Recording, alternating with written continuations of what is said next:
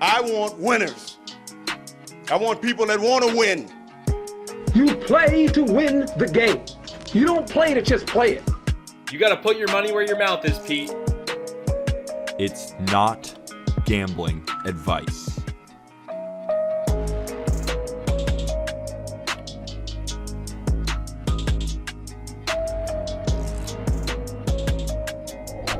Tuesday, March 15th, and welcome to Not Gambling Advice. We're taking a break from fantasy baseball content to dive into the world of college basketball. We're doing the full March Madness bracket with teams who we think are going to win, teams to stay away from.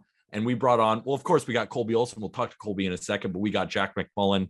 You might know him as the co-host of the Just Baseball show with me and Aram. You know, we talk baseball occasionally, but he's also the voice of the Ball State women's hoops team and probably the best college basketball mind that we have at Just Baseball. And that's a good compliment for you.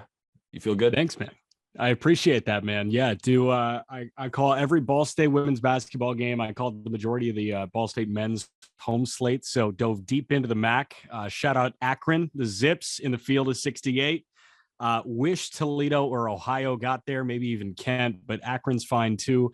Yeah, I spend a lot of time watching college basketball, high major, mid major, low major.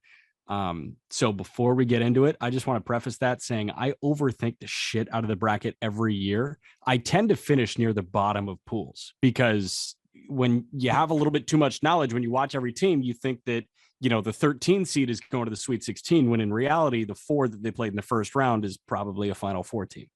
Well, see, Colby, the funny thing is with Jack is that his analysis is always so strong, but then why we have the code for our Just Baseball merch, #FadeJack, is because he never actually hits any bets, but the analysis is strong. So that's why I'm excited to have him on. But, you know, maybe don't take his picks, or maybe take his picks. What do you think, Colby? I swear to you that if you sat down and looked at a bracket and literally took 5 minutes to fill it out and you knew just a little bit, like I follow college basketball a decent amount, not to the level that Jack does, but I still know enough. And I just filled it out for 5 minutes and went with my gut. I would probably finish better than average. I want to preface you guys with a question real quick though, because I just think it's insane. What do you think? I want to guess from both of you. What do you think the odds of a perfect bracket are? You might have heard this before. Jack, do you know? Isn't it like 1 in 8 billion or something? You have greater odds of getting struck by lightning twice than getting a perfect bracket. So the odds are unquantifiable in my view. They're 1 in 9.2 quintillion. Oh, I wasn't even almost close. Yeah. I wasn't even almost close. You can't even fathom that number. Now, you've got the contest, right? Get a perfect bracket, you win $1 million. Like, nobody's ever going to get a perfect bracket. I promise you that. Nobody in our lifetime will ever get a perfect bracket because this shit never goes chalk. And Jack, you're a big Tyson Tate fan. And I was listening to one of their podcasts about, you know, all the tournament plays and just college basketball as a whole this year. And I feel like everyone's going to go with the favorites, you know, the common favorites, but they are harping on the fact that this college basketball season is absolute chaos because there's so many teams that can win it out there. And is that kind of the same sentiment that you would go with? Yes, absolutely. And before we get any farther, Colby, congratulations on the haircut. The sides look phenomenal. Thank you, man. I walked out of the Manhattan barbershop after a $60 haircut feeling on top of the world. Unreasonable price, but you can't quantify how a good haircut makes you feel inside. Yeah. You know what? See, I just walk into Great Clips and cross my fingers and pray that they don't slice my skull. Great Clips? Yeah, why not, right? Great Clips, you know, occasionally Sport Clips. I don't know. It's good to be a guy. Yeah, so to echo what Bill Self said yesterday, Bill Self was on the pre-selection show in between the Big Ten tournament and the NCAA selection show, and I couldn't agree more with this. He was asked about this landscape in college basketball this year by Wally Serbiak, and he said, you know, like you see the portal, you see obviously freshman talent getting better and better. He said the emergence of the transfer portal, a lot of those teams that hit the portal hard could either go and get a star or go and get somebody to fill a role. And that allowed the good to average teams to reload quickly. So the great teams stayed great teams, the good teams stayed good teams, and then the average teams could elevate to good. So you look at Kansas, right? They added Joseph Yesufu from Drake, who was an NCAA tournament player last year, who's really solid. And then Remy Martin, who's a really good guard at Arizona State. And he comes back and he's a good bench player for Kansas. You look at Texas, they are almost entirely transfer portal guys. And then you look at a place like Arizona, where they add Umar Ballo, who came from Gonzaga with Tommy Lloyd. Like, everybody got better with the portal, and there are so many good teams, is what Bill Self said. And I couldn't agree more with that. There are 1 seeds through 6 seeds that could legitimately be Final Four teams. And also, I was at Ole Miss this weekend watching college baseball, Ole Miss versus Oral Roberts, and they were harping on the fact that the COVID shortened season allowed a lot of these guys to gain an extra year as well. Like, I feel like Connor Gillespie has been at Villanova now for 17 years. And a lot of these guys, so these are some older, more mature teams as well. It's not just the common, one and done guys where it's just the 18-year-olds. Like, there are 23, 24-year-olds playing in this tournament as well.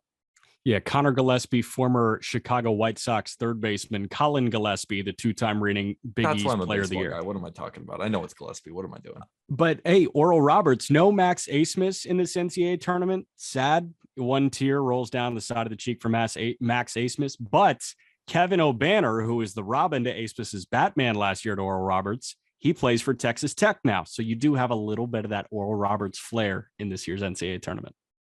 So, Colby, let's talk and let's move into our favorites to win the whole NCAA tournament. So all of us are going to go around. We're going to give you 2 teams, good value picks that we think can win it. And then we're going to give you a team to stay away from. And then we're going to go region by region, filling out the official Just Baseball March Madness bracket. So, Colby, I'll throw it over to you first. Who's your number 1 team you think is going to take down the Nets?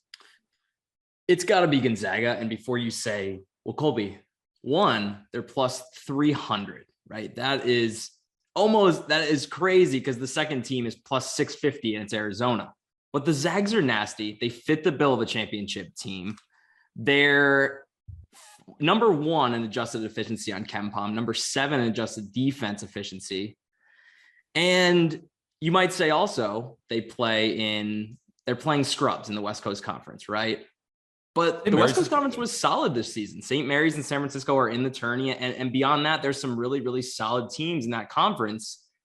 And so they went 10-3 in quadrant 1 wins. So that was the best efficiency in quadrant 1 wins of any team in college basketball this year. Their only losses were Duke early in the year by 3 points. That was like the Chet Holmgren, Paolo Banchero, like first time we got to see them face off against each other. And it was hyped up. It was a great game. Alabama, they lost to in December. And remember, Alabama has the number 1 strength of schedule in college basketball. They're a very, very tough team. I know they're a 6 seed, but they're very tough. And then they lost to St. Mary's just a few weeks ago in February, and they avenged that loss a week later. They fit the bill of a championship team, and don't let plus 300 scare you away. Jack, what about you? I've got 2. Colby had another. Did you? I do have another. We'll go in a circle. We'll go in a circle. We'll go in a circle. 1-1-1-1-1-1. Okay, that's perfect. What I was so thinking. Gonzaga is Colby's lead favorite.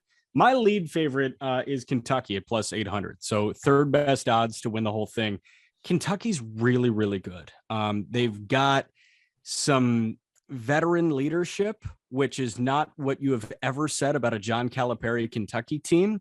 Oscar Tshiebwe is a transfer. Oscar Tshiebwe should be National Player of the Year. He's the best rebounder in the country. He's one of the best paint scorers in the country.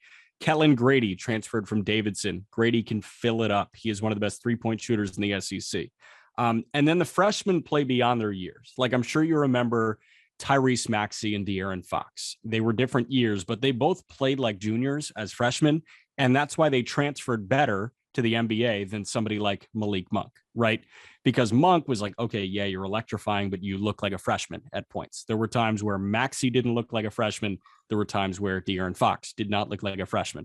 You can say the same thing about Ty Washington. He does not look like a freshman at times.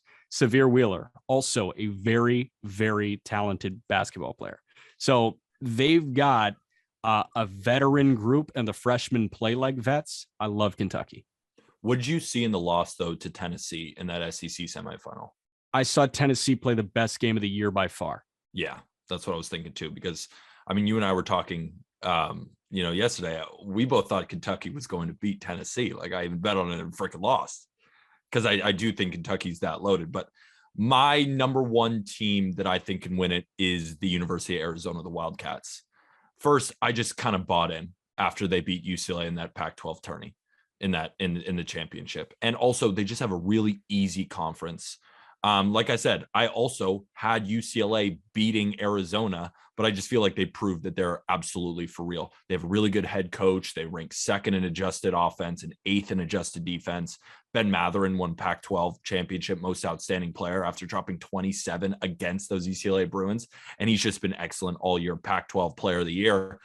They have one of the best rim protectors in the country in Christian Coloco, and Azolas Tubelis has been fantastic all season. I remember him drop 32 against Utah a couple of months ago. I just think this Arizona Wildcats team is right up there with Gonzaga, one of the best teams in the country. And at plus 650, it's much better value than Gonzaga. And just the region that they are in, and we're going to talk about it when we dive into the regions, I don't think it's that great. Tennessee is good. I don't really believe in this Villanova team as much as in other Jay Wright years. I think Arizona is going to zoom past this region and has as great of a shot as anybody. And at plus 650, I think it's pretty solid value. I think the other play here, Pete, is going back to how weak this region is Arizona's plus 150 to make the Final Four, right? And they only have to get through potentially Houston, Illinois in the round of 30 or in the Sweet 16, and then either Tennessee or Villanova likely in the Elite Eight. Like I'm taking Arizona to get by both those teams, and at plus 150, I really like Arizona to make the Final Four. I think Arizona stacks up against Illinois, especially really well with Kofi Cockburn down there. I mean, we got Christian Coloco. I know it's Coburn, isn't it? I called him Cockburn. Yes. It's Coburn. Christian Coloco is a guy who's just down there, rim protector. He's a 7'1" dude that can bang around with him down low. So I agree with you, Colby. I think plus 150 to make the Final Four and plus 650 to win it all. I believed in Arizona because I thought UCLA was that good, saw what Arizona did, and it's hard not to believe in the Wildcats. So before I get into my second team, I do want to go back to Kentucky real quick. I've weirdly watched a lot of Kentucky basketball. They can be streaky, but in the best way possible. Like they'll get down 15 at half, and I'm like, they're going to go on a run here and get back into this game. And that's huge in March to have that ability to not get down on yourself and be able to will yourself back into ball games. But my second team is UCLA. They're at plus 1,800 right now. They're a 4 seed. And that's just way too low for UCLA. I actually bet UCLA about 5 or 6 weeks ago at plus 2,500 to win the title. So I'm sticking to my guns here. They're a 3-headed monster. Jaime Jaquez, Johnny Juzang, and Jules Bernard are combining to average 43 points a game. Tiger Campbell shoots 43% from deep. They have shooters and guys that can take over a game, right? They made the Final Four last year as an 11 seed. They know what it takes to get there. All those guys are returning, right? They were there last year. I think they can finish the job this year. They'll have to take out, likely St. Mary's, Baylor, and Kentucky to get there. It's a decently tough stretch there, but I don't think Baylor is the toughest 1 seed here either. So I don't think that it's out of the question that they get to the Final Four. Yeah. Jack, you just saw UCLA play Arizona, Pac-12 championship. Did that give you any reason to go more with Arizona? Do you still think UCLA is a better pick there? UCLA, Arizona, who would you go with?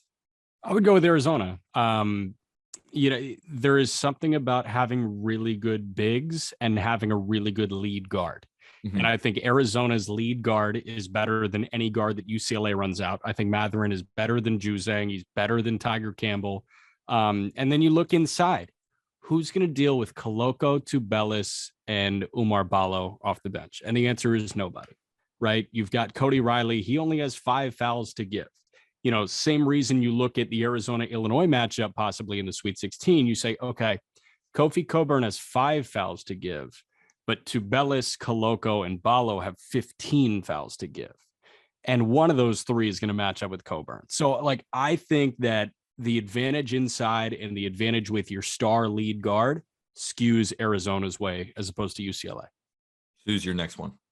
My next one's Iowa, plus 2,200. I think the value is perfect. I think Iowa's a top 5 offense in America. And I could make the argument that Keegan Murray is the best scorer in the country. I think Keegan Murray is a phenomenal basketball player. He should be a top 5 pick this year just because he can fill it up and he's got NBA size. And I think there is a very short list of players that can be named tournament most outstanding player, and I think Keegan Murray is one of them.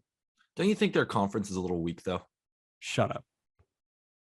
All right. I'm going with the Duke Blue Devils at plus 1,800. I think Paolo Banchero is one of the best players in the country. AJ Griffin, who is a projected first-round pick, is playing and doing really well. Wendell Moore is a freak athlete playing at a really high level. They rank 6th in adjusted offense, 5th in adjusted defense on Ken Pom. And it's Coach K's last year. And they just lost in the ACC tournament to the Virginia Tech Hokies. I'm sure they're motivated to run the table. I just really like plus 1,800 for this Duke team coming off a loss. I feel like Coach K is going in the locker room just screaming at these dudes like, we are Duke, and they're going to come out firing. I also don't think their region is that tough, and at plus 1,800, that's my best value play. I think the Duke Blue Devils have a very good shot at cutting down the nets. We even talked about that on the Just Baseball show. This is an absolute crime coming from somebody that all three of us went to Syracuse. This is like a crime, but it almost strengthens the unbiased selection of picking Duke to win the whole thing for you. I still do think that Coach K is going to lose his last game, and it's going to be beautiful. I want to see more Duke fans cry. Like that was the most beautiful sight. It was seeing Duke fans cry in their own stadium that paid $10,000 to sit in those seats or camped out for 2 weeks. 2 months. They 2 months. Started camping 2 months in advance. Why? They need help. You need because they're nut jobs. Help. Because they're so smart that they're socially a bit off, and they decide that that's what they want to do for fun. Camp out for 2 months. Yeah, but I don't care about the people. I don't care about the fans. I care about the players on the floor, and the players on the floor for Duke are some of the best in the country. I still think Coach K is that guy. Last year just feels like that magic, and that plus 1,800 is what I'm getting at. That value for a Duke team who is what I believe to be a top 5 team in all of college basketball. They're not ranked like that right now. If we're looking at how many teams are above them, they have the 9th best odds to win it, and I think they're a top 5 team. I just like that value. Jack, what do you think about Duke? I'll push against you. I think that they have a very tough region to come out of, obviously with Gonzaga, but the 2-3, how it sets up in the Sweet 16 is Texas Tech. That's tough. Texas Tech is maybe the best defense in the country. Yeah. We just saw Texas Tech drop to Kansas, though. And you were calling Kansas a fraud. Yeah, but you can't call a one. Like, yes, but they're still a 1 seed. Kansas is a fraud. They're a fraudulent one. So they can't just beat Texas Tech. So I'm not worried about Texas Tech. Do you want my Duke? 2 frauds here? I'll give you 2 frauds. Give us your 2 frauds right now. I want to hear them. All right, let's start with the frauds. Jack, you go first. I think 2 1 seeds don't make it out of the first weekend. I think Kansas loses in the 1-9. I think Baylor loses in the 1-8. I think Baylor loses to Carolina, and I think Kansas loses to Creighton or San Diego State. Interesting. I'm with you on Baylor, man. I'm with you. Plus 1,200 to win the whole thing. They don't have Jonathan Chama-Chachua, and they're top heavy.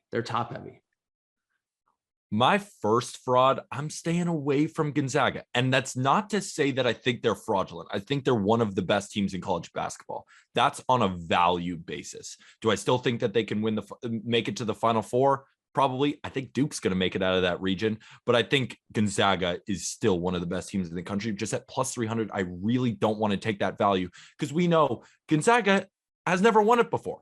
I mean, they just don't win it. Mark Few is one of the best head coaches in college basketball, maybe the best head coach in college basketball, but they haven't had a ton of success in the tourney. And I also don't think, like, Jack, do you think this year's Gonzaga team is better than last year's Gonzaga team? Yes, because I wanted to hate Chet as an NBA prospect so bad. Like, I wanted to say, oh, Chet's got so many flaws. And then I watched Chet like every single game, and I'm like, okay, there are no flaws here. There is a certain level of talent. We talk about it on the baseball side. Arm and I just talked about it. I think there is a price to maneuver past bad luck, and it's around $300 million on the baseball side. And I think Steve Cohen is willing to pay that to maneuver around bad luck. I think there is a certain number of 5-star recruits to maneuver around not winning the big one for Mark Few. And I think when you have Chet Holmgren and Drew Timme inside with Andrew Nembhard, who I think is the best point guard in the country, leading your team, that's good enough to boat race pretty much anybody. Chet Holmgren is averaging 21 and 14, and he's shooting 41% from three at 7'2". What is he? No, he's 7'. 21 and 14. What? 21 points, 14 rebounds. No, he's what are you not. talking about? Is he not? He's averaging 9.5 boards per game. Oh, 14 and 9. My bad. Looking at the wrong thing here. You were looking at minutes. Can you imagine he was averaging 21 and 14, shooting 41%? 14 and 9. Still 41% from three. Yeah. No, he's a stud, and he might go number one overall. I just can't get behind plus 300. It's March Madness. I mean, and if this was a Gonzaga team who won it last year, who had a ton of success in the tourney, maybe I'm feeling a different way, but anything could happen in March Madness. And at plus 300, I would never take that value for any champion. I don't care if it was like an NBA team in the March Madness tournament. I can't get behind it, no matter how good they are. Well, if it was the Lakers, I wouldn't take the value, but if it was any other NBA team, I'm in. Timberwolves. Minnesota, I'm in. I am in. They are kind of good this year. Anthony Edwards is a freaking He's for real. He's great. Peter, Colby, who's your fraud? stay away? No, my stay away is Gonzaga, but also my stay away is Kansas. I don't think Kansas is going to win it. And at plus, I mean, it's plus 1,200 right now. I'm not betting on Kansas at all. I don't think they have a shot. And that was an impressive win over Texas Tech, though, because Texas Tech is a solid team and they kind of handled them. I think there are a couple of top 10 teams that like are not in the tournament field without one player. I'm serious. Like, I don't think Kansas is an NCAA tournament team this year without Abaji. And I don't think Villanova is a tournament team without Gillespie. I think you're right. Colby, do you have any more frauds? Providence is a big fraud as a 4 They just seed. ran into a buzzsaw, man. I mean, South Dakota State, fuck. Are you kidding me? And Creighton rolled them. And Creighton's good, not amazing. They have got to be one of the luckiest teams all year. And there's something to be said about that. That's great for them, but they do not compete with these other teams from the SEC, right? Like there's no way. Colby, would you compare Providence to the Seattle Mariners of last year? Yeah, 100%. I mean, like Providence, so much fun is fun differential. They're 39th in KenPom rankings. Like, I don't think a team outside the top 30 of KenPom has ever won it. 39th from KenPom. 49th. They don't have an all Big East performer. They simply don't. Like Horkler is fine. Bynum is fine. Watson's fine. Minaya is fine. But like, I'm not naming a good player. Ed Cooley is one of the best coaches in the country, but talent wins you championships. I'm over the whole defense wins championship things. Phenomenal basketball players win you championships. Jack, what do you think about the impact of playing on neutral floors as well? Like Providence is a team that the dunk is always rocking. Dunk. How does that impact the tourney in your mind? It's conducive to offense. I really think that, you think about going into a hostile environment in football, right? And I know you guys talk football all the time. When the opposing team, when the road team is on offense, they have to resort to silent count, right? Like the shots just don't really fall away from home because the home crowd is just crazy and they rip you to shreds. On a neutral floor, you take that away a little bit, unless you are Wisconsin playing in Milwaukee the first weekend. Barf. It's going to feel like you're at the Kohl Center. So, I think the neutral floor is better for offense now. Until you get to a football stadium and then it's all defense. And Jack, before we get into our March Madness bracket, do you have any more possible frauds? No, I think I'm done being a curmudgeon here. All right. I think that's fair. Let's start with the West region. First, Gonzaga is going to beat Georgia State. I mean, go on. They're going to beat Georgia State. That one is getting past that 16. Boise State, Memphis. Jack, you tell me, because I frankly have no idea in this matchup. The Mountain West was a top 5 league in the country this year. The Mountain West was a phenomenal conference. And Boise State was the best team in that conference this year. So You could argue Colorado State, but Boise State got the wins. Wait, Jack. It's tough. Wait, Jack. Sorry, your internet super slow. Playing a bit better basketball. Wait. Is it still okay? Your internet connection is unstable. Am I okay now? No, you're just, well, we can hear you, but like your image is completely frozen.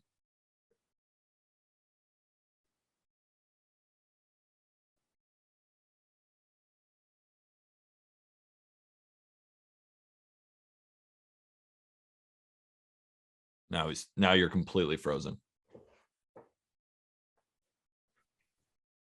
You got me? Yeah. Okay. Oh, yeah. You're good. Is this now. better? Yeah. Okay. All right. You want to just, I'll throw it to you, the Boise State Memphis one again. Jack, Boise State versus Memphis. I frankly have no idea who's going to win this matchup. I lean Memphis, but convince me that Boise State can beat them. The Mountain West was a top 5 league in America this year. And Boise State, if not the best team in the league, was the second best team in the league. You look at Colorado State, okay, really good. But Boise State got the wins. Memphis, yes, they won a couple of games at the end. They got to the AAC title game. They've got a lot of talent. Jalen Duren is going to be a first-round pick. You still have Lomax and Quinones and future Kevin Durant, Imani Bates, even though he's not playing that much anymore. Yeah, why isn't he playing that much? I think he's hurt. Yeah, I think that's why, right? Because he looks like a freak. But he also sucked when he was playing. I know. 17. I was 17 years old, dude. That was a guy who I bought into so hard. I mean, when he was like 9, you bought into him when he was a middle schooler.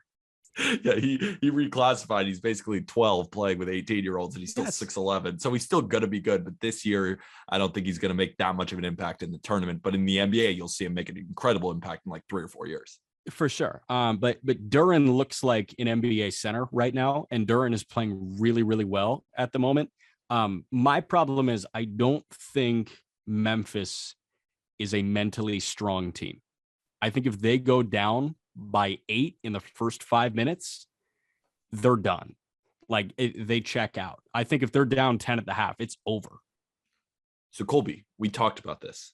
This is a man with all of the best analysis, but he just went with Boise State. So we should probably go with Memphis. Absolutely. I'm on Boise State too. That means we got to go Memphis. We have to go Memphis. No way, right? You do. Or Colby, what do you think? Should we go Boise State? I don't like State, Memphis. We'll go Boise State. I agree with all the analysis that Jack brought to the table there, and we just cannot go against that. That goes against everything I stand for as well. Like Jack said, the Mountain West was really, really good this year, and Memphis did take out Houston twice recently, but just got smacked by them in the AAC tourney. So I'm not buying into the Memphis. Not that good.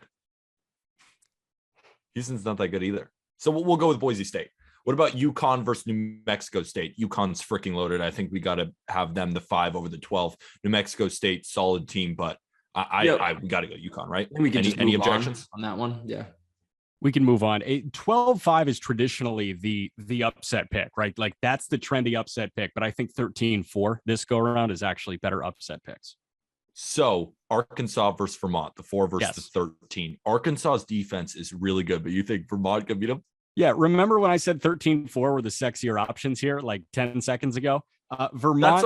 What do you get mad at me for? I was just saying, man. I was just speaking to the ether. Vermont is playing in Buffalo, New York. You got to factor that in. Vermont also travels so well.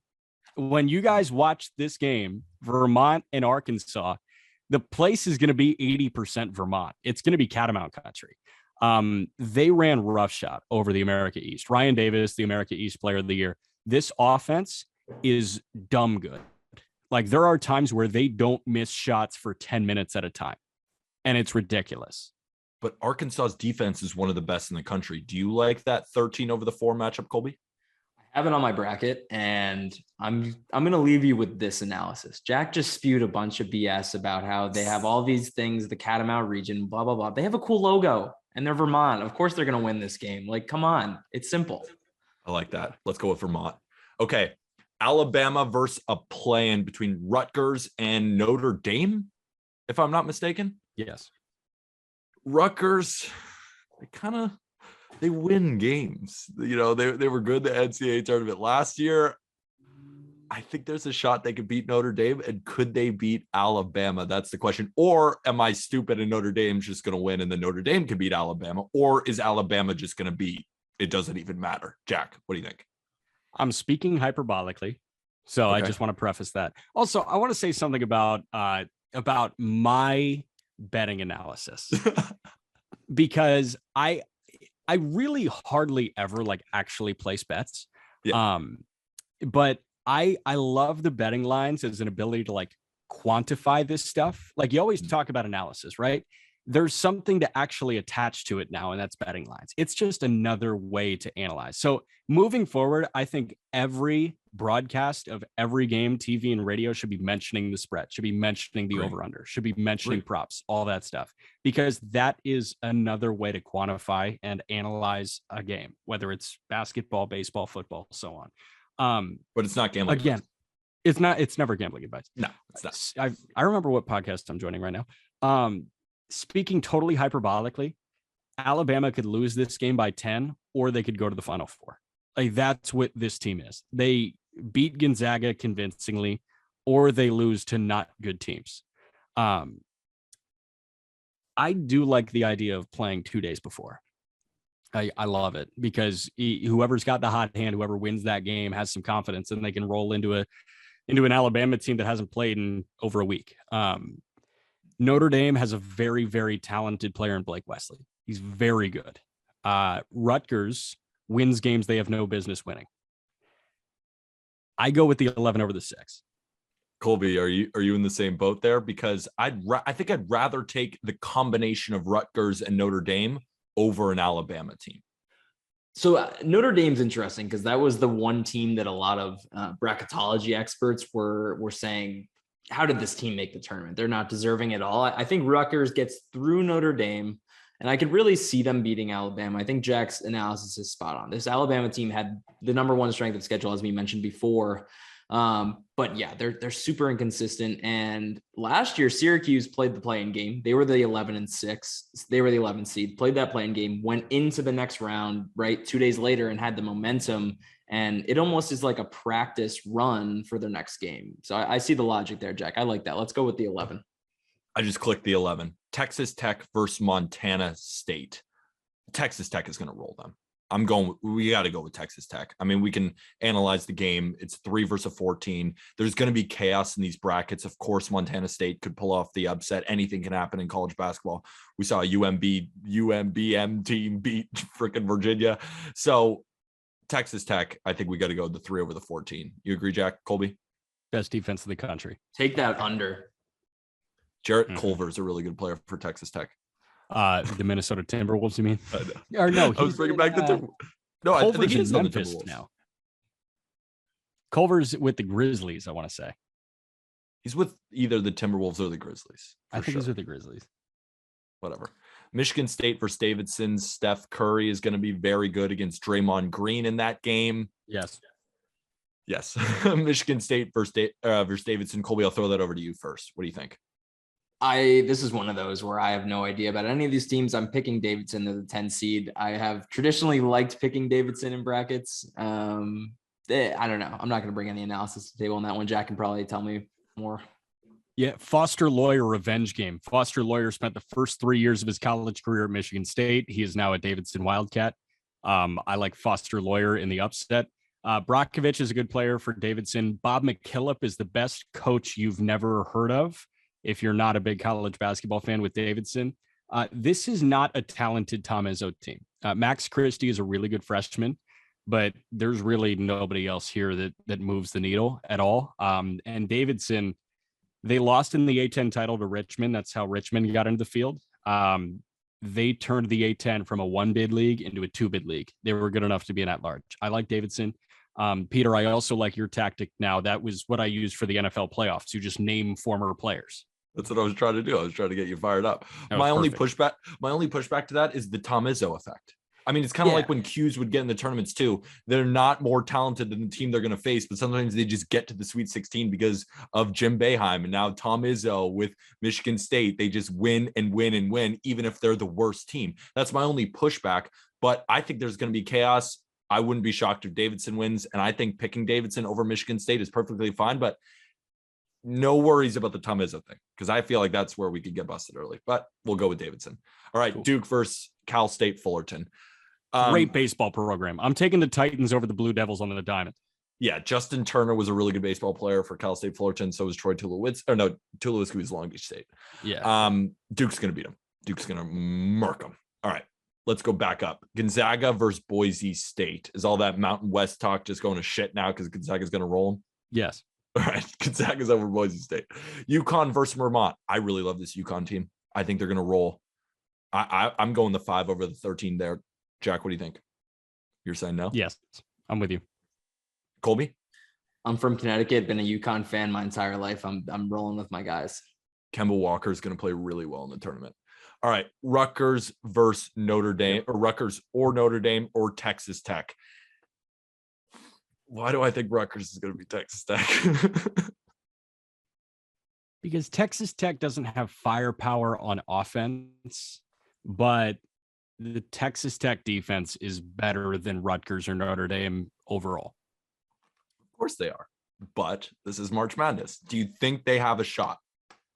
I've got Tech in my Elite Eight. All right, we'll go Texas Tech then. Colby, you good with that? Yeah, I have Tech in my Elite Eight as well. Perfect. Duke versus Davidson. Duke. Yeah. Duke. Yukon versus Gonzaga. I think this is where Gonzaga falls out. I did my bracket. I have Yukon getting past Gonzaga right here. You're going to lose so much money. No, it's a March Madness bracket. I'm not going to lose that much money. I think this is where Yukon beats Gonzaga. You guys have major pushback to that, it seems. Yeah. Insane pushback. Yeah. No, this Yukon team is good, but they're not able to beat the best team in the country by a lot. Like they would have to pull off a miracle of a game to do this. We're just going chalk then. I mean, it's Gonzaga. We just laid out all of the frauds. Baylor, Kansas. Gonzaga's one of my frauds. And you're saying Gonzaga. No, Gonzaga. You were saying Gonzaga's a fraud because of the plus 300 value. Exactly. They are a Final Four lock, in my opinion. All right, fine. We'll go Gonzaga. But I'd like the record to be shown that Yukon, in my personal bracket, I have beaten Gonzaga. Do you want like actual X's and O's analysis right now on that? Yeah. Okay. So RJ Cole is not better than Andrew Nembhard. Strother is better than any other wing that Yukon runs out. And then Timmy and Holmgren are eons better than Sinogo. And Mark Few is better than Danny Hurley. Kemba Walker is better than any player Gonzaga's ever had. Adam Morrison was amazing. Not the NBA. Listen, Domantas Sabonis could take Kemba one-on-one right now. Actually, who's a better all-time player, Domantas Sabonis or Kemba Walker? I mean, Kemba Walker because of what he did at Yukon. Yeah, that's a good point. All right, fine. We have Gonzaga beating Yukon. Let the record show I disagree, even though it makes no sense. Texas, but that's March Madness. Texas Tech versus Duke. I think Duke's going to roll again. You guys think Texas Tech is going to win this one? Yes. Peter, we'll give you this one. We've strong-armed you a little bit in the past here. I think we can give you Duke here. Thank you. Duke is going to go on a run. We're going Duke. All right. Rematch for Gonzaga and Duke. That'll be one to see. Rematch versus Gonzaga and Duke. Jack, how did it go last year? How did Gonzaga Duke go last year? Yeah. Talking about the rematch, right? No, I'm talking about earlier from the beginning of the year. Oh no, yeah, that's what I meant. Sorry, not last year. I meant earlier in the year. Excuse me. Boncaro looked a lot better than Chet did, and Duke looked a lot better than Gonzaga did. That was week 1 of the college basketball non-conference season. It's a little early. Chet Holmgren has eliminated any doubts about him. Drew Timme is again one of the best players in the country. And I think that Gonzaga has progressed a lot better than Duke has progressed. Colby, are you in the same boat? Are you straight Gonzaga over Duke for sure? Or do you think there's some wiggle room here? I think there's a little wiggle room, but I still think Gonzaga is too dominant for Duke at this point in the season. And as good of a prospect as Paolo Banchero is, he hasn't been all that special and has not been as special as Chet Holmgren has been. I think Chet has the ability to take over, and Drew Timme is such a scrappy role player on that team, but he's super good too. Like they're a very deep team. I think Gonzaga is going to take that one.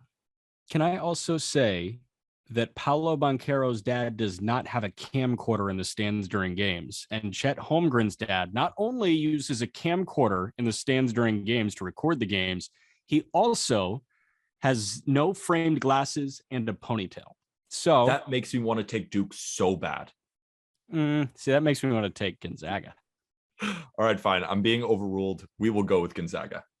But let the record show I'm pissed about it. Not that pissed but I do think Duke can win it all. All right. Now moving over to the South. Arizona, Wright State, and Bryant is the play-in. Arizona's going to freaking roll them. Seton Hall versus TCU.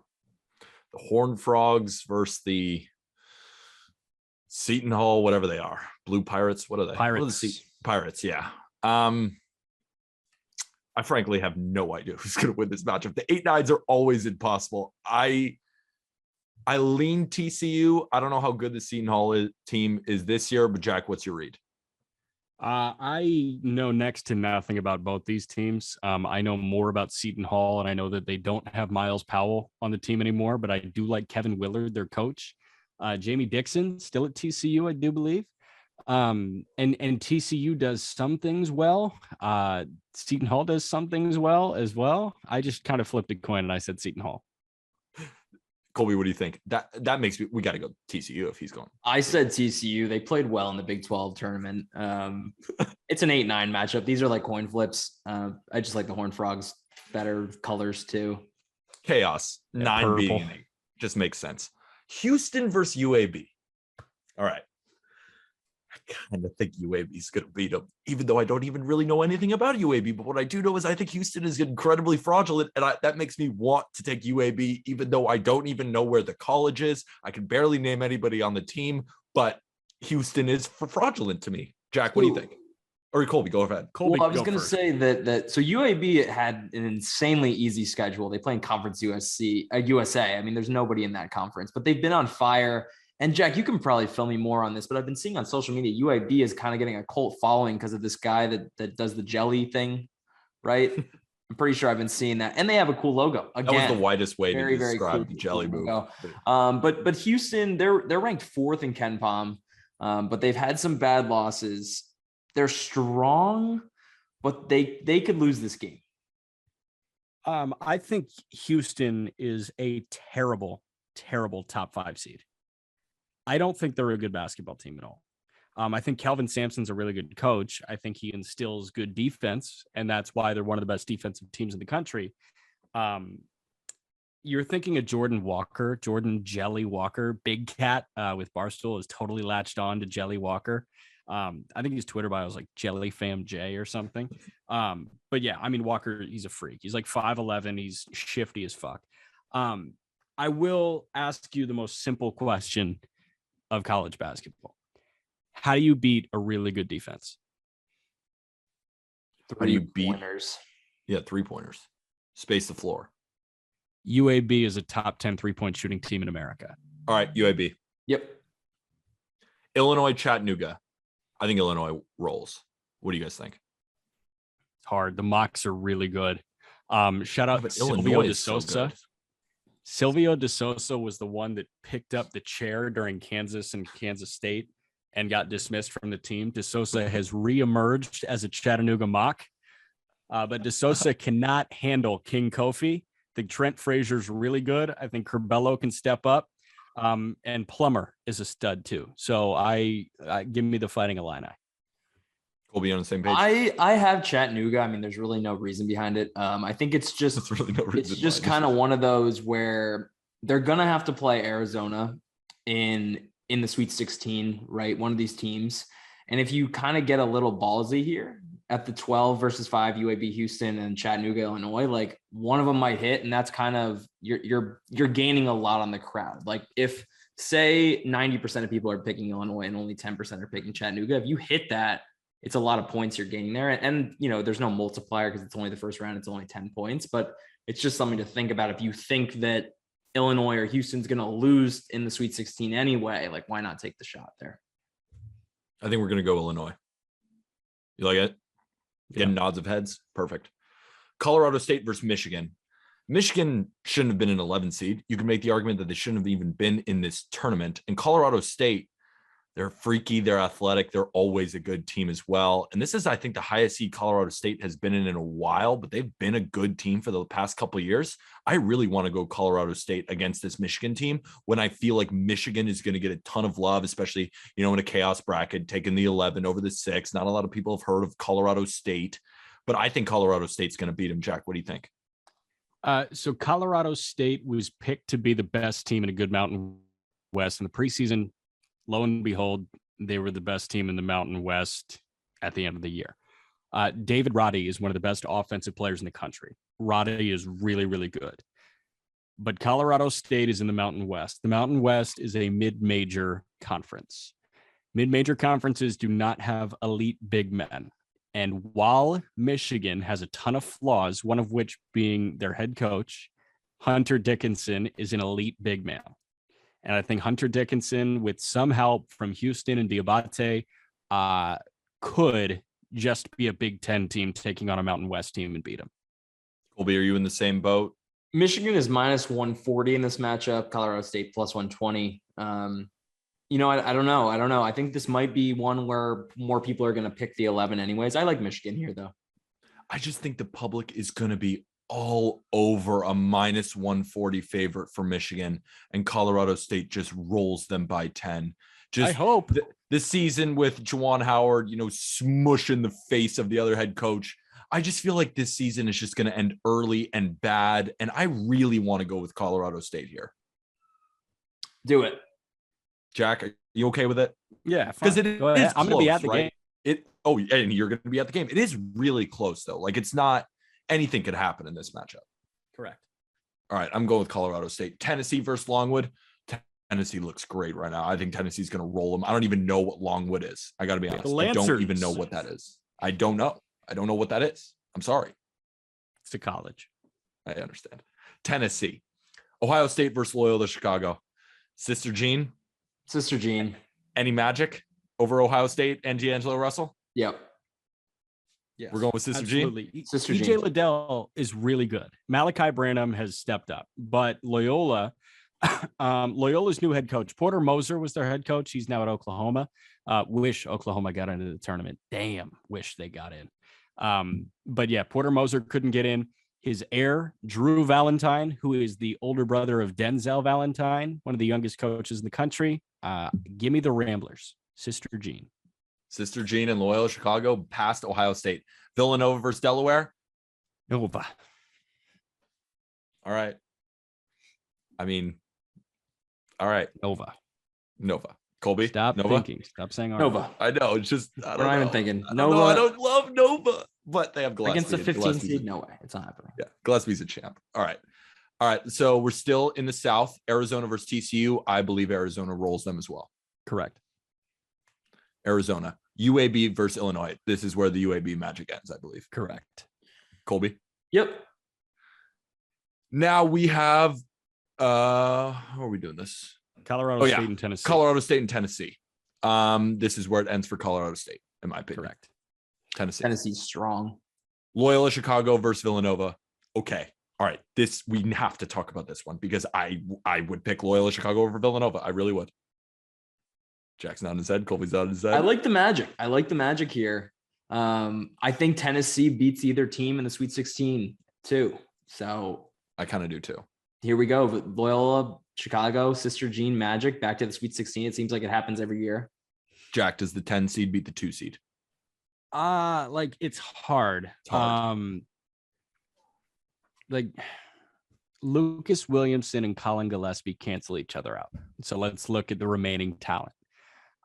Villanova is obviously more talented than Loyola Chicago, but does Loyola have more magic? The answer is probably yes. And does Villanova have an 102-year-old godsend giving them scouting reports via email every game. They don't. Simply do not. So I'm cool with Loyola. But they have Jay Wright. Yeah, but like, listen, Sister Jean greater than sign Jay Wright. Facts. Peter Loyola just went Chicago. from like I hate Villanova to like defending them. No, I was only Wright. trying to piece together the rest of the puzzle. Like, could Villanova actually beat them? Because it still is Villanova. They're still one of the best teams in the country. But I agree. I'm going Loyola Chicago. So Arizona versus Illinois. I think it's Arizona, and I kind of think Arizona rolls through them again. Trounced.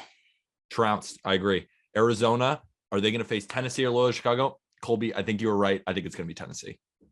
You agree? Yep. Tennessee goes on. Lead 8. Arizona versus Tennessee. We picked Gonzaga. I'm Arizona. I think there's a pretty big gap between there's Gonzaga, there's Arizona, then there's a gap. I think there's even a gap between Arizona and Kentucky. They're plus 650 and plus 800, but I think there's an even bigger gap there than what Arizona is at plus 650. I like Arizona to go to the Final Four. Perfect. Arizona. So right now, our current in the Final Four, we have 2 1 seeds, Gonzaga and Arizona. But the 2 1 seeds in these 2 regions, the East and the Midwest, Baylor and Kansas, I don't think they're going to make it out of our bracket. But Baylor's probably going to beat Norfolk State in the first round, unless, Jack, you're feeling a little crazy. Not at all. Norfolk State, I think, was the team that beat Missouri in the 15-2. Is that right? No idea. It was the same year that Georgetown lost to Florida Gulf Coast. Colby? I can't remember. I do remember Florida Gulf Coast. I do want to say one thing before we get into the East. Jesse Winker was just traded to the Seattle Mariners. Whoa. They're tearing it down. Brandon Williamson, Justin Dunn, Jake Fraley. Whoa! For Jesse Winker and Eugenio Suarez. Whoa! Well, Jack and I are going to jump on the Just Baseball show in a couple hours and break down all of these moves. So that episode will be available the same day that this episode is available. So if you're interested in some podcasts, hearing more about that move, Jack, we're going to save it for the Just Baseball show. But Colby, I want to hear your first initial thoughts. I am amped up for the Mariners on that one. I'm amped up for the Reds too. Brandon Williamson and Lodolo could be a really crazy duo with Hunter Green. Like that could be in 2 years, a crazy rotation. I think that was the right move for the Reds, and the Mariners are looking like they're going to be building to really do a postseason run for the first time since 2001. Wow. Live on Not Gambling Advice, Jesse Winker to the Seattle Mariners. But let's get back to Baylor, Norfolk State, I guess. Baylor's going to roll them, right? Yes. Colby, you think Baylor's going to roll Norfolk State? Yes. Yep. All right, North Carolina taking on Marquette. I really like this UNC team. I really, really like this UNC team. I think they're going to beat Marquette. Do you guys agree? They've played really well as of late. I like them. Jack? Yeah, I think Tyler Kolek is a good guard, and I love that Shaka Smart is successful and immediately gets to the NCAA tournament with Marquette, but Baycott is amazing. Larry Bird, Brady Manick is awesome, and Caleb Love is great too. So I think Carolina. UNC, the Tar Heels. All right, St. Mary's versus Wyoming or Indiana. I think Indiana is going to roll through Wyoming. I think Indiana should have already been into this tournament. Jack, you're nodding your head no, and Colby, you are as well. If you're going to watch any of the first four games, first of all, you should watch the first 4 with Wright State and Bryant, because Peter Kiss, the nation's leading scorer, is on Bryant, and he's a firecracker. But this is the game of the first 4, Wyoming and Indiana. Trace Jackson Davis, really, really good. Really good. Graham Ike is the big for Wyoming. Wyoming is a fantastic basketball team. Fantastic basketball team. They are the small team that had a very small margin for error in the Mountain West. They didn't falter much. They faltered in the Mountain West tournament, and that was about it. I think the winner of this game beats St. Mary's. Really? Colby, you're on the same page? I like it. I like it a lot. And I think St. Mary's is going to lose in the next game to UCLA. Trace Jackson Davis, who Jack was just mentioning, is a stud and will probably be a stud at the next level too. I like them. All right, let's go with the winner of Wyoming, Indiana. I do think that will end up being Indiana, and I think Indiana can beat St. Mary's, but I think we all agree, or I just don't really know much about this Wyoming team. I'm going to be completely honest, but I think Indiana is just a little bit better. It's just hard for me to imagine a team from Wyoming going on this kind of a run, but maybe they will. They're the Laramie, Cowboys. Wyoming. Yeehaw. I'm telling you, Laramie, Wyoming is the weirdest place that I've ever been, and I love it. All I want to do is go back. All right. Well, regardless, we have the winner of that game beating St. Mary's, the team that's in Gonzaga's conference that had a really good record this year, but Gonzaga's conference isn't exactly ideal. UCLA, Akron, UCLA is going to roll. Shout out the MAC. Like, give me 20 seconds on the MAC. Akron, best Take 30. defense in the MAC. They've got Castaneda. They've got Enrique Freeman. They are a good defensive team. Ali is a great scorer for them. The pride of middle of nowhere, Indiana, if we're being totally honest, Ali. But yes, UCLA is a better team than Akron. UCLA wins. UCLA is the best 4 seed, like by a very sizable margin, in my opinion. The other 4 seeds are Illinois, Arkansas, and Providence. I think UCLA is the best 4 seed in this tournament. Correct. Let's go with UCLA. All right. Texas is taking on Virginia Tech.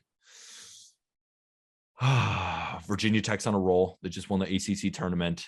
I think this is one of those 11-6 matchups that the 11 takes it. What do you guys think? Me as well. I haven't been super impressed with Texas all year, and VT just rolled to the ACC championship. Shocker. They probably wouldn't have got into the tournament without that. Jack seems like he's like fired up to defend Texas right now. So Kevin Durant, though. Kevin Durant. Yeah. Don't forget Jarrett Allen too, and Mo Bamba.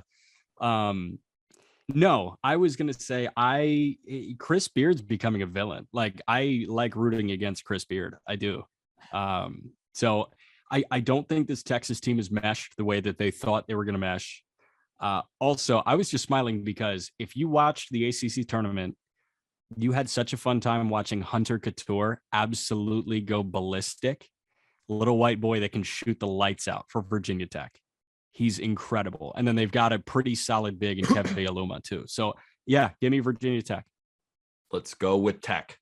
Purdue versus Yale.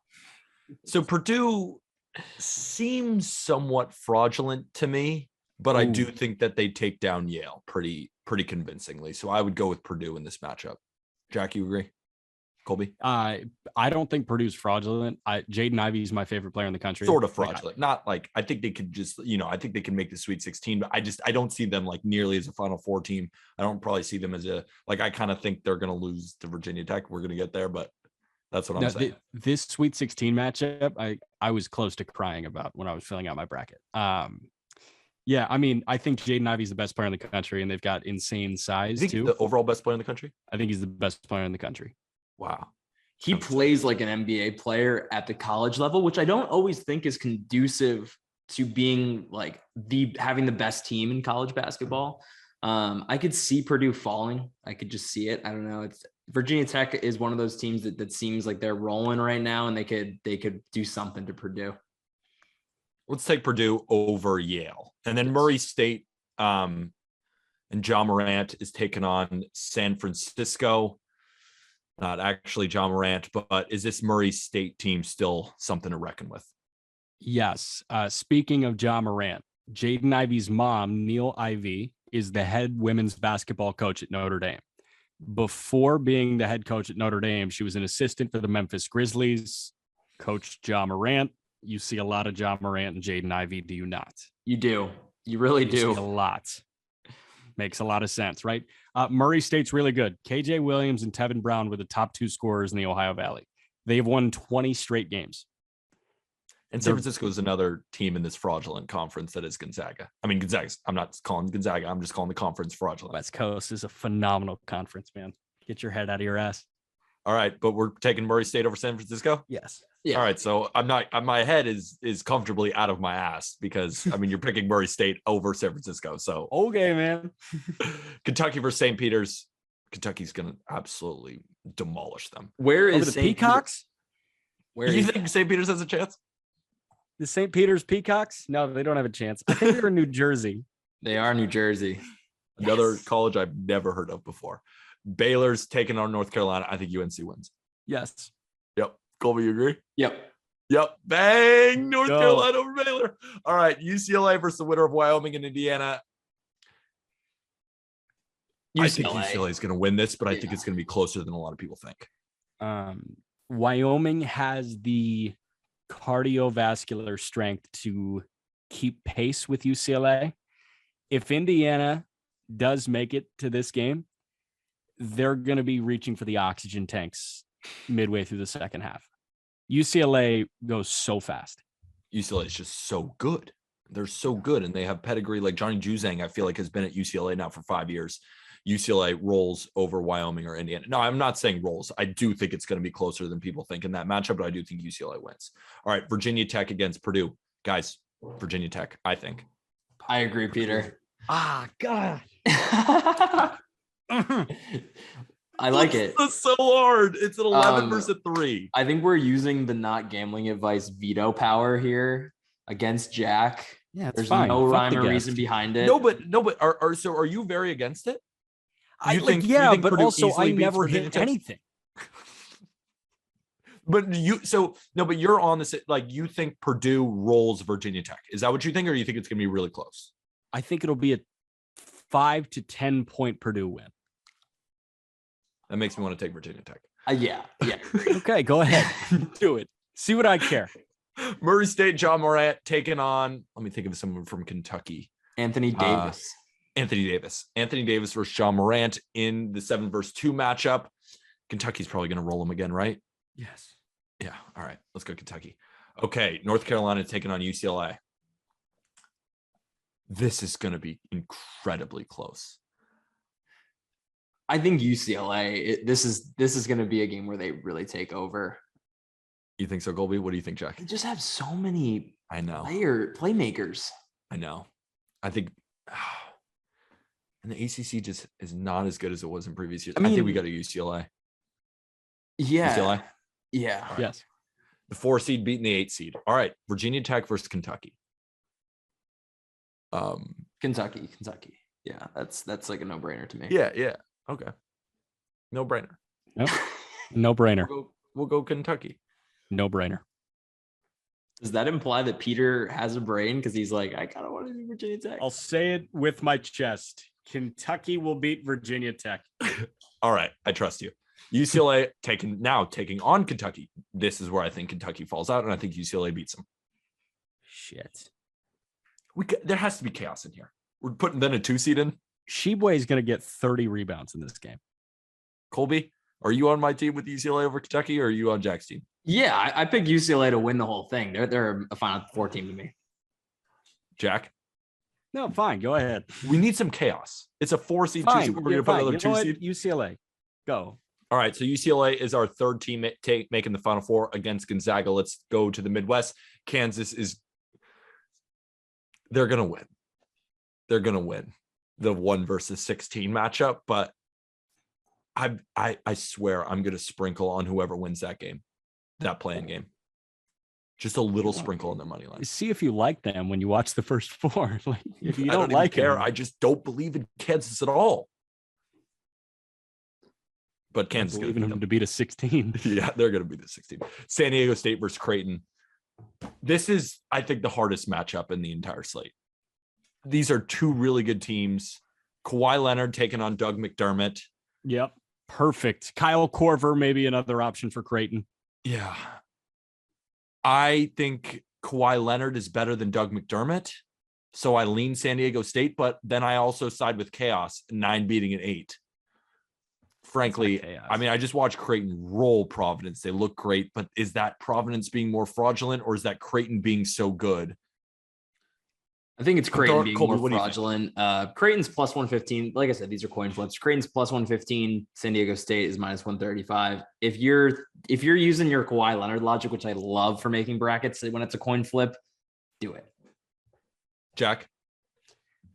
Opponents don't score against San Diego State. They're the 2nd best defense in the country. I'm in. San Diego State? I'm in. I said Creighton, so go ahead and go San Diego State. You just said teams don't score in San Diego State. Yeah, but Creighton got to the Big East final. Hot hand. Beating a fraudulent team in Hot Providence. Iowa versus Richmond. I agree with you, Jack. I think Iowa's phenomenal. I think they roll against Richmond and the Spiders. Correct. Great. Colby, you agree? Yeah, these Big Ten teams are tough, man. That's just such a tough conference always. I think they have grit going into these tournaments. I like Iowa. Providence and South Dakota State. Yeah. This is, I think, the easiest 13-4 I've ever picked in my life. So what's your pick? South Dakota State. South Dakota State. It's so easy. So here's a crazy thing. South Dakota State is only plus 115 money line. Yeah. I mean, it's a coin flip hammer that. For a 13. Not gambling advice. Not gambling advice. Hammer South Dakota State. LSU taking on Iowa State. The 6 seed LSU Tigers taking on the Shaquille O'Neal is taking on who's Ben Simmons as well on LSU. Iowa State. I can't think of anybody right now. Shit. I mean, Royce White, Deontay Burton. Yeah, I don't know any Monte Morris. Monte Morris. There you go. Okay, Monte Morris. I really like LSU. The only thing that they don't have going for them is their program has been in shambles recently. Their coach, Will Wade, was just fired, and they're about to be banned from the tourney for years. I don't know if I hate it or if I absolutely love it, because this is going to be their last chance in the tournament. And like, they're going to play up because they feel like they got screwed here a little bit. It was nothing they did. This is all stuff from back like 2016, 2017, under the table money. Like it's all crazy college stuff. But LSU without that, I think makes a run here. I think this region is a good spot for an LSU team to make a run. Auburn's kind of fraudulent, and USC is all right. But I think LSU really could have a chance. Wisconsin's not even that good either. I really think LSU could have a chance at the Elite Eight here. I think I'm buying what you're selling, Colby. I like that analysis. Jack, what do you think there? I mean, they don't have a fucking head coach. I say no. That's also true, but like, right? Doesn't that kind of? I like how Colby spin zoned it, and it makes me want to great. go LSU. That but I also very impressive. Whenever I'm going against these matchups and it's so close, I lean chaos. So that's why I lean the 11 seed over the 6. I'm going 6 LSU. Jack, you break the tiebreaker. I've got Iowa State. Okay. Colby, you okay with it? I'm okay with it. Okay. As long as you're okay with it, brother. All right. Wisconsin versus Colgate. Wisconsin's going to beat Colgate. Correct. Yep. Correct. You don't really have to go into it. USC versus Miami. I think Miami wins. I think USC's fraudulent. Yeah, I think USC is not that great of a basketball team. I think Miami is a very underrated team. I think the Agreed. ACC sucked. I think Miami was one of the best teams in the ACC, and there was a steep drop-off after Miami. Wong and McGusty are really good. Charlie Moore is in his 25th year of college and like his 10th different school. So shout out Miami. Never agreed with you more. Colby, are you on our team or the I'm other a USC guy. My mom went there, so I'm a Evan USC Mobley. guy. But I Fight on. I do like this team, man. I like this USC team. They have some shooters too. I think a lot of people are calling them fraudulent, but they played Oregon 2 weeks ago and like neck and neck game in Oregon. Gutsy comeback. Oregon's on this tournament. I know Oregon's a decent team though. Pac-12 was tough. I don't know. Miami's another team that like they can show up, but they also have moments where they don't show up at all. I think we got to go with Miami here. Yeah, go for Miami. Yeah. I'm cool. You got to show up for the tournament. Auburn versus Jacksonville State. Jacksonville State got in because, okay, hold on. Guess what state Jacksonville State is in? It's not in Florida. You based off that question? Too Ohio. Easy. Nah, I think Alabama. I knew it was. Is it like in the Panhandle? Midwest. It's like right in the region there. It might so. be in Georgia Alabama's too. just Maybe not the it's in Midwest. Georgia. Yeah. So this should be Bellarmine here. Do we need to plead our case for the Bellarmine Knights? Bellarmine just got elevated from the D2 level a year ago. Their second year at D1, they win the ASUN tournament. they're not eligible for the NCAA tournament because apparently there's like this 5-year window where a D2 team transitioning can't make the NCAA tournament, and they can't even make the NIT. Let Bellarmine play in the NIT. Is that Jacksonville State won the ASUN regular season title, so that's why they're here. Is that to deter D2 teams from like recruiting illegally somehow and like getting super good, going to D1 and then winning when all these guys are like juniors and seniors like 4 years later? Is that kind of the logic there? Okay. Yes. For Still some sucks. reason, Mark Emmert was super scared of D2 teams just stacking their prospects. But I think we got to go with Jabari Smith and Auburn here. Correct. Yeah, they're going to roll them. I think Jabari Smith might be the best pro prospect in all of college basketball currently. Kansas versus San Diego State. I want to pick San Diego State so freaking badly, and I think we should. Colby, Jackson, I'm down with it. I know he's in. You're in too?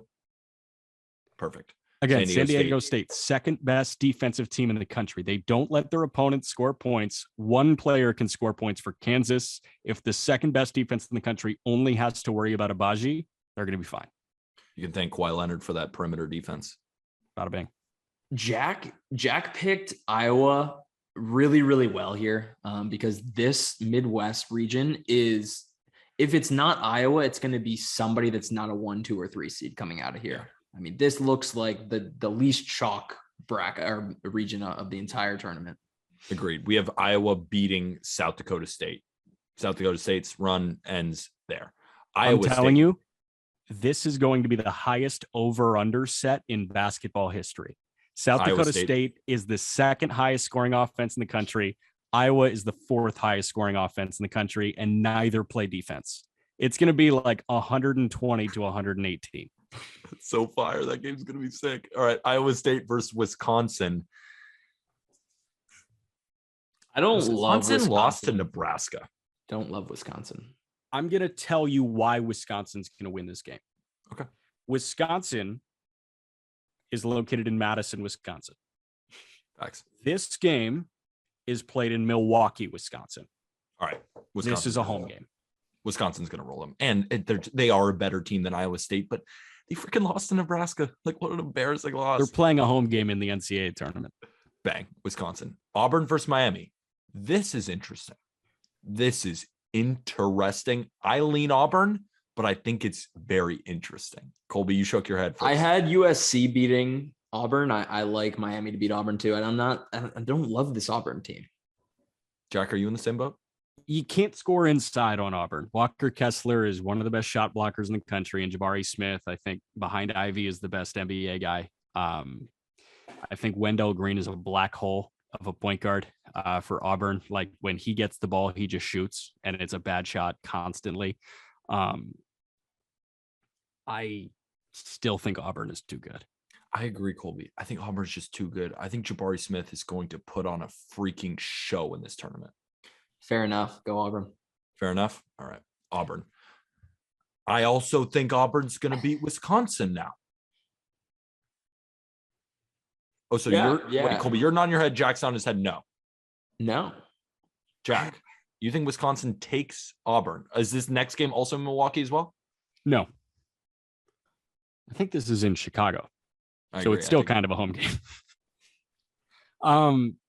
I just think Johnny Davis is like, he's a better college basketball player than Jabari Smith. Granted, Johnny Davis was hurt. I really want to pick Auburn against Wisconsin. Go ahead. Colby, you okay with it? I'm okay with this. I in my own bracket, I have LSU versus USC in this matchup, so I'm kind of out of it at this point. All right. We're taking Auburn. Okay, San Diego State versus Iowa. I think, Jack, we roll with you, and I think we go Iowa here. I just think they're the better team, and I'd rather side with your bets as well. But now, Iowa versus Auburn. Jack, I'm willing to go with you and pick Iowa over this Auburn team. Like, maybe this is where the season ends for the Auburn Tigers. Colby, you're nodding your head? Yeah, absolutely. I mean, look at the way we've set up our bracket right now. We have Gonzaga, a 1 seed. We have UCLA, who's a 4 seed. And then we have number 1 Arizona. I just feel like putting another, like a number 2 seed in there. I mean, okay. I like switching up though. A number 5 Iowa. I like it. Iowa over the Auburn Tigers. So Gonzaga's taking on UCLA, huh? Here's some not gambling advice though.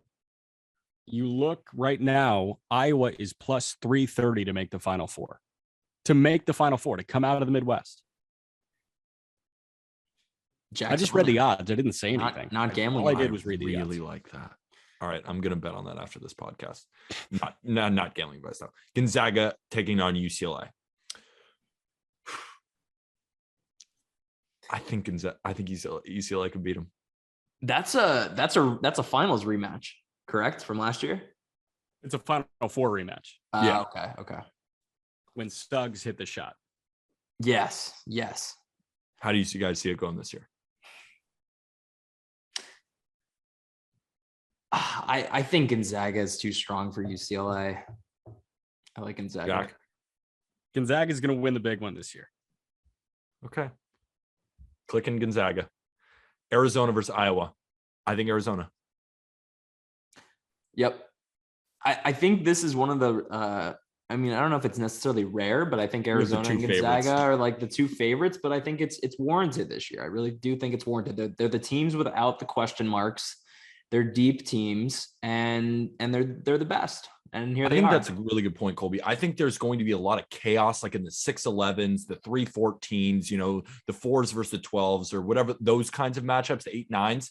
I don't think that it's going to be complete chaos in the Final Four and in the final. I think Arizona is going to beat Iowa and face Gonzaga.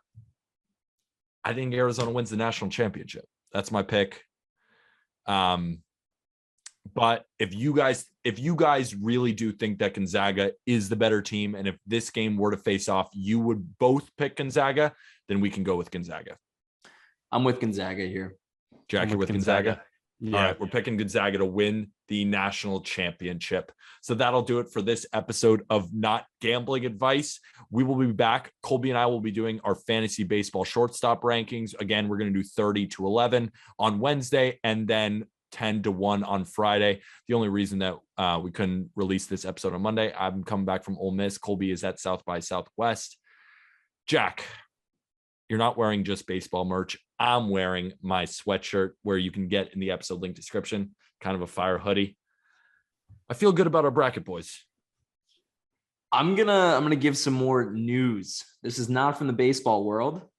JC Jackson, maybe the best corner in the league in the NFL, just signed a 5-year, $82.5 million deal with the Chargers, which is very intriguing for the Chargers. That defense needed the corner. Justin Herbert needed a corner. There we go. Teddy Bridgewater just signed a 1-year deal to be the backup quarterback for the Dolphins, which I also like. And the Chargers just got Khalil Mack.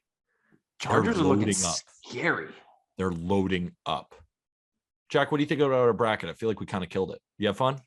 First episode. I had a blast. Anytime that I can just drop like all this knowledge that I have stored that I can absolutely never deploy, I want to do it. Like, I am so not fun at parties because I know about the America East. I don't know about anything cool. That's going to be one of the quotes of the quote card. I'm not fun at parties because I know too much about the American East.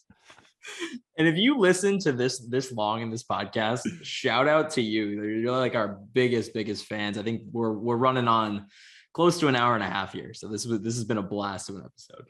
And with that, thank you, everybody.